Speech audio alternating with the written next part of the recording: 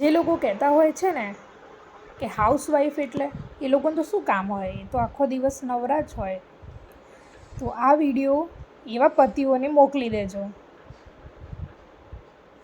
સવારે ઉઠતા જ એ સૌ માટે ચા બનાવશે, નાસ્તો બનાવશે, એના વાસણ હોય, સવારે ઉઠીને કચરા પોતા કરે, આખા ઘરનું ફર્નિચર ને બધું લૂછે, બરાબર, બહારનું ચોગાન વાળે, એ પછી એ જમવાનું બનાવે.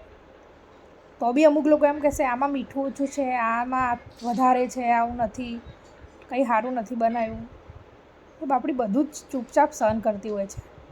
એ જમ્યા પછી પાછો એ કચરા પોતા કરે, પાછા વાસણ કરે, પાછું પ્લેટફોર્મ સાફ કરે, પાછું સાંજે ચા બનાવે, બરાબર, પાછું રાત્રે જમવાનું કરે, આટલું બધું કામ કરે. પછી કપડાં ધોવાના હોય, મતલબ આખો દિવસનું એ બધું જ કામ કરતી હોય છે. તો બી અમુક પતિઓ, અમુક સાસરીવાળા એવું કહે છે બસ 4 લોકોનું તો કામ છે, એટલું પણ નથી થતું. આવું જો તમને કોઈ કહેતું હોય તો કહી દેજો કે કંઈ વાંધો નહીં, 4 લોકોનું છે તો તમે જ કરીને બતાવી દો.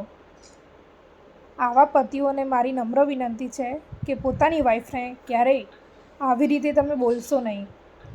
તમને એવું બહુ લાગતું હોય ને કે બહુ સહેલું કામ છે તો પોતે કરીને જોઈ લો. બાકી રિયલીમાં હાઉસવાઈફને મારું સલામ છે કે તમે આખા ઘરને સાચવી લો છો, તમારાથી જ ઘર ચાલે છે.